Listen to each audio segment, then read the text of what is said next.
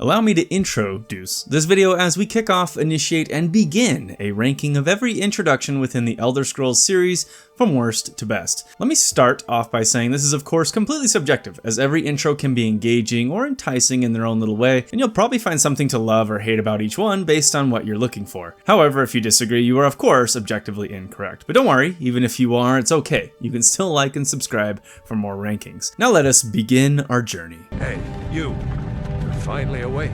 Number 6, The Elder Scrolls Arena. Kicking off our list is the first game in the Elder Scrolls series, the often forgotten and extremely dated Arena. After some very thematic scroll pages that walk you through a pretty standard fantasy premise of a betrayed emperor and evil power-hungry wizard, you immediately select your class, your province of origin, your stats, your appearance, and after a brief chat from a sorceress who tells you you've been imprisoned, you're unceremoniously dumped into Arena's very first dungeon, the Imperial Cells. It kicked off a decades-long tradition of starting you off as a prisoner in the Elder Scrolls series, so I have to give it some points for that, if little else. It's really hard to even rank Arena against the more modern entries, considering things like narrative, story, and presentation were really not exactly the focus, or at least severely hampered by the technology and budget of the older RPG title. The game pulls absolutely no punches either, explaining almost nothing about its very classic role-playing game mechanics, such as class and gear limitations, magicka and spell management, and pretty much everything else. Being an RPG in the 90s, it took tons of inspiration from tabletop gaming,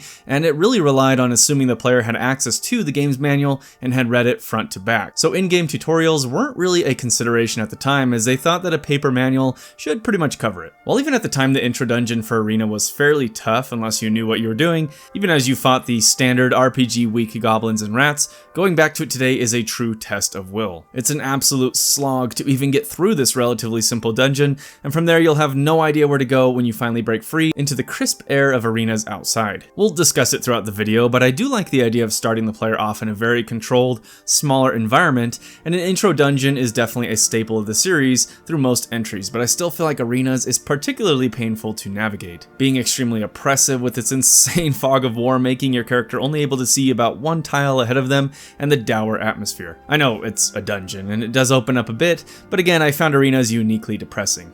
So while a moody, dank dungeon isn't an intrinsically bad opening to your epic RPG, Arena's leaves a lot to be desired, and it's a real test to get through for the first time. Other entries in the series just handled it so much better that unfortunately for Arena, it doesn't quite make the cut on this list. Number 5, The Elder Scrolls Adventures Redguard. Are you ready for this? Be on your guard, because the spin-off Elder Scrolls Adventure Redguard is next. I'm not going to include all spin-offs like Battlespire here, just because I don't know enough about it, but I have, unfortunately, subjected myself to trying Redguard, and oh boy.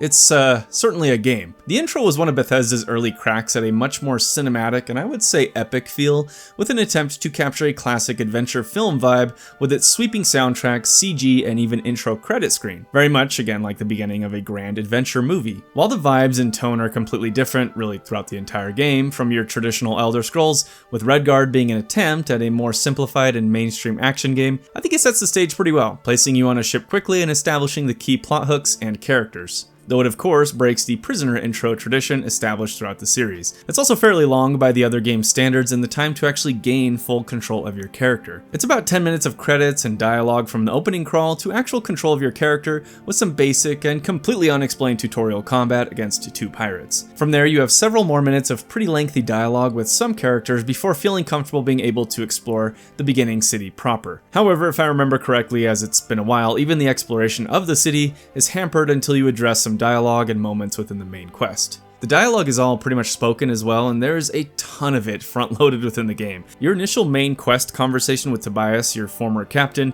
and main point of contact in the city can be over 20 minutes long alone if you go through the various dialogue options, which you can then immediately follow up with another 15-minute long conversation with the bartender of the tavern you're in. Needless to say, it's a lot of slowly spoken dialogue, and for this being an exciting adventure game, slows things down to an absolute crawl. I wouldn't say Redguard has a horrible introduction, as I think it actually accomplishes what it needs to fairly effectively, and gives you a good swashbuckling adventure feel right off the bat, but it's definitely not close to my favorite and could be another test of will, so it remains at the bottom of the list. Number 4, The Elder Scrolls Online. Next we have another pseudo spin-off with the unique Elder Scrolls Online. Being an MMO, it's expected that the intro for this one would be fairly different than the others in the list, though bonus points for once again starting your character off as a prisoner within a dungeon. Okay, honestly I can't really speak for what the new player intro may be these days, as it's honestly been years since I briefly tried tried and almost immediately dropped the game. No hate for those that love and play it just wasn't for me. But I imagine it's roughly the same by dropping you directly into the character creation screen as most MMOs do. I think there's likely a cinematic relevant to the latest expansion or piece of content that plays beforehand,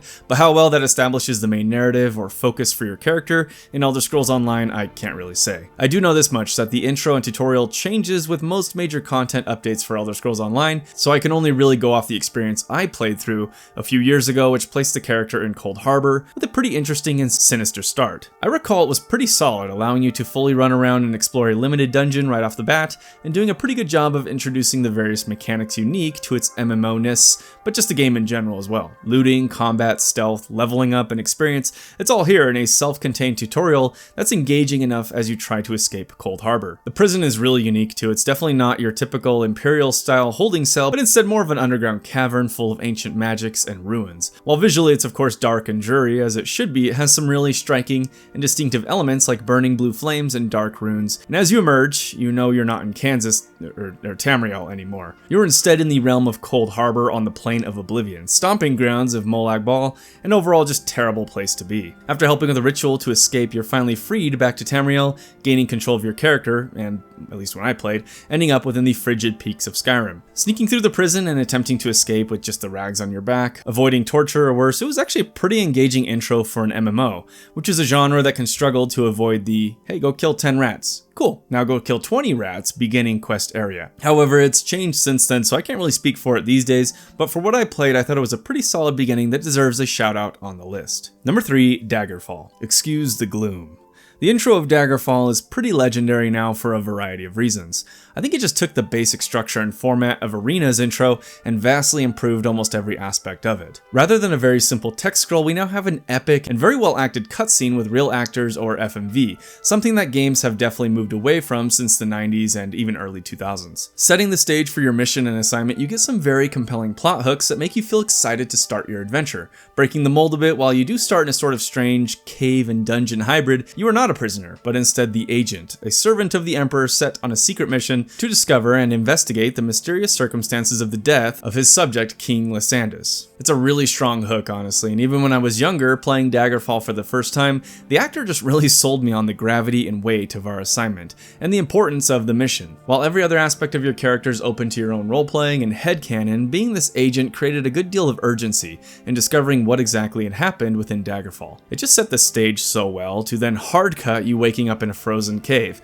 one that you had taken shelter in after a strange storm capsized your ship. You are truly isolated and alone, without much gear or hope for survival, and this is just a fantastic way to start an epic role-playing game. I love games that have you start at the very bottom of the ladder, requiring you to scratch and claw your way to the top through any means necessary, and Daggerfall really lets you experience that fully. The world of Daggerfall is incredibly dangerous, and while the intro dungeon was improved hugely with the Unity version, it's still very easy to make deadly mistakes or trigger encounters and traps that can delete your character almost instantly, or even contract diseases that will completely hamper your progress without any way to clear it up for quite a while, which is pretty funny. You aren't special or powerful, and the world lets you know that. I also really appreciate the opening dungeon's variety and different types of gear and enemies you face already. Where bats and rats are common, you can find yourself crossing swords with a skeleton or an orc or thieves. It's a nice change of pace from fighting endless rats or zombies up front, and again feels like you're truly battling your way to just survival and escape. I will say your class choice will heavily influence how difficult you find the intro dungeon to be,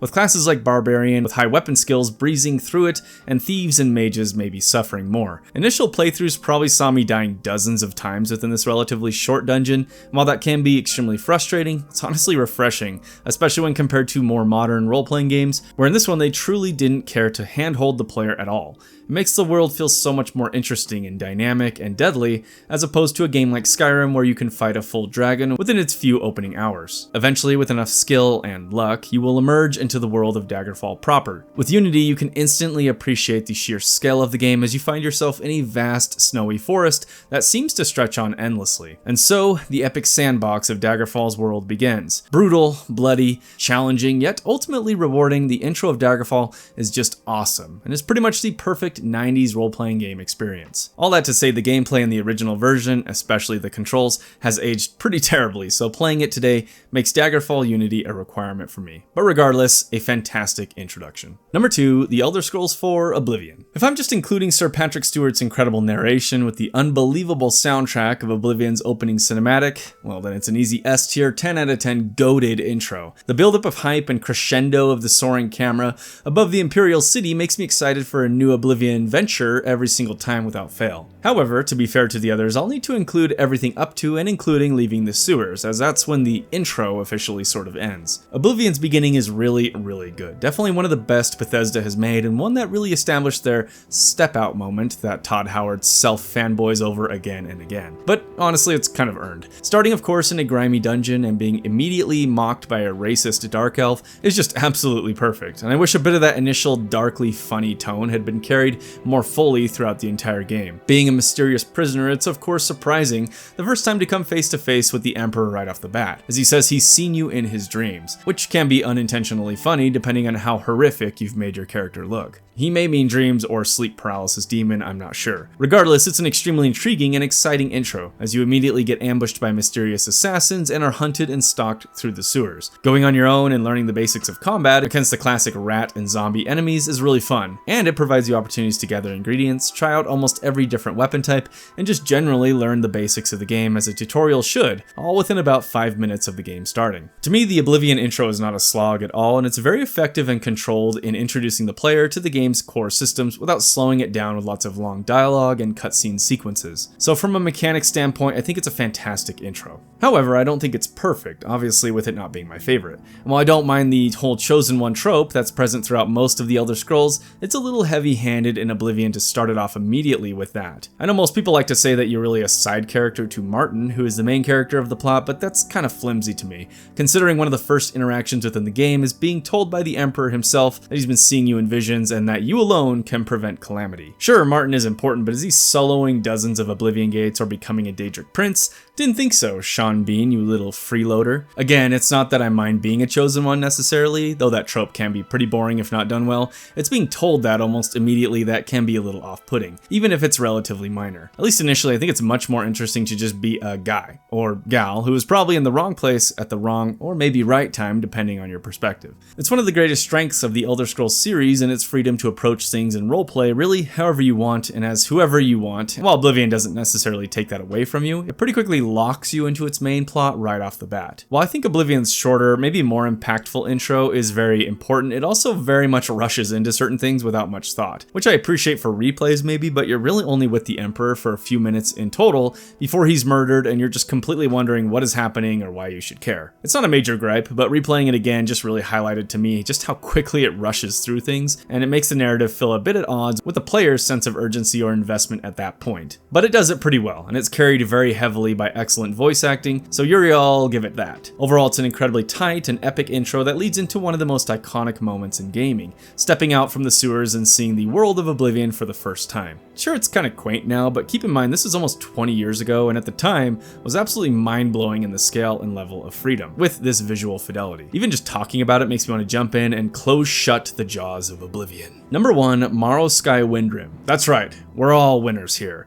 I know just ranking both Skyrim and Morrowind as the best is extremely lazy, but it's my list and I'll do what I want with it.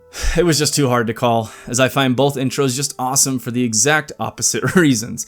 Skyrim's is just too iconic to ignore. Sure, it's maybe a little more drawn out and dragons more than Oblivion's before you actually gain control of your character, and even then it's extremely railroaded to only allow you to take a certain route with triggers and interactions blocking your way, but it's just so incredibly epic that I can't help but love it. I mean, it became one of the most famous memes for a reason. The slow fade from black and deliberate pacing of the wagon ride into Helgen, with the soft Jeremy's soulful soundtrack playing, the introduction of why you're there, as well as the major factions and players within the game, the tension of watching the execution knowing you are next with seemingly no escape, and finally, the epic arrival of a full-blown dragon that attacks and begins slaughtering the town is just incredibly awesome. I realize watching it now, especially without nostalgia, it's quaint, and the animations and visuals maybe don't stand up to the attempted scale of the introduction, but Bethesda completely swung for the fences and I think knocked it out of the park in capturing the feeling of Skyrim. The dragon attack gives you a great and immediate sense of the threat facing the world as you watch it mercilessly and easily kill those in the town. And while the choice is ultimately not extremely impactful, kicking off the game by allowing the player to decide between the Stormcloaks and Imperials was a nice touch,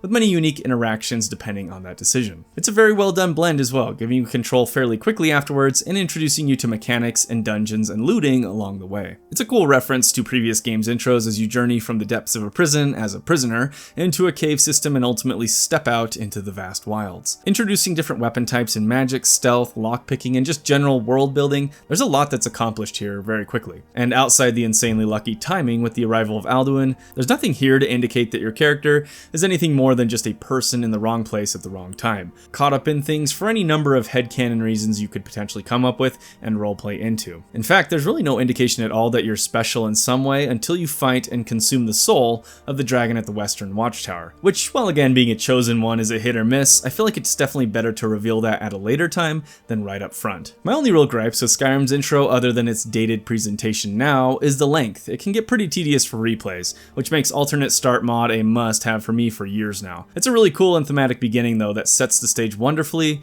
for the world and the plot of Skyrim. But there's only so many times I can take the slow wagon ride before I want to beat the executioner to the punch and cut my own head off. My other gripe is while I really liked how early you're given an impactful choice between Imperial or Stormcloak, there's really no character reason why you would ever choose Imperial. Just minutes ago you're not even on their list to be executed and they just kind of shrug and go ahead with it anyways. And then you proceed to find their torture chamber. It paints the Imperials in just about the worst light possible, even though I actually end up siding with them most of the time anyways. But that's mostly fueled by my hatred of Ulfric Stormcloak. Gripes aside, cinematic, epic, enticing, thematic, there's so much going on in Skyrim's intro that despite its faults make it arguably the most iconic video game beginning of all time and one of my personal favorites. And on the completely opposite side of the bombastic, epic, cinematic, and long intro, we have my equally loved for extremely different reasons intro for Morrowind. Probably one of the shortest possible beginnings a massive RPG like this could even have, where others even back to Arena as mentioned guide the player, to arguable effectiveness, through a very controlled and scaled down dungeon or environment, allowing you to get your bearings with the game's mechanics and combat. Morrowind doesn't even bother with that. After the stage is set with a moody and atmospheric cutscene where you hear the voice of Azura speaking cryptically, you already have absolutely no idea what's going on. You wake to the beautifully gravelly voice of Jube on the ship. Led by the guard to the upper deck after some brief conversations and timeless voice acting, you choose your class, your race, your name, your sign, pick up a ring, and open a door. Within less than 5 minutes, you're standing in a completely strange town, completely alone, completely unknown, almost completely broke, with no gear and no guidance. It's a stranger in a strange land realized perfectly, and in a way that's almost never seen in gaming, and even playing it now, I can't help but love it for its complete lack of care in dropping you into its world and trusting the player to investigate, talk, and explore, and discover this world for themselves, much like in Daggerfall. Sure, you have your initial quest to go to some place called Balmora, a town you have no idea where it is, and to maybe catch a ride on something called a Siltstrider, a thing you have no idea what it even is, and to talk to Caius Casades, who may or may not even know you're coming. And that's it. While now Morrowind is dated in many ways, the idea of just dropping the player into a world like this and literally just saying good luck is pure insanity these days in an era of extremely narrative focused and guided experiences when it comes to player introductions within a gaming world. Like I said, I can really appreciate a more cinematic, tailored, and wonderful intro to a game like A Last of Us or Ghost of Tsushima, one with high production values that sets the stage and themes going forward, but there's just something so beautiful in the simplicity of Morrowind's beginning that, nostalgia aside, makes me feel the pure wonder of discovery within a video game, especially a role-playing game. The closest to this feeling in recent memory is probably Elden Ring, but even that doesn't quite capture just how immersive Morrowind's intro is for me even now. The journey ahead of you, the freedom to meet your goals and acquire gear or power, the ability to just go off and do whatever you want so quickly, while not everyone's cup of tea, certainly, the intro of Morrowind remains one of my favorites across Bethesda's games, and really, video games in general. And there you have it, almost every intro within the Elder Scrolls series ranked. Let me know your favorite or least favorite in the comments, or what I got wrong and how much you hate me on a personal level for it. Once again, if you enjoyed though, make sure to subscribe for more. That's it for me, until next time.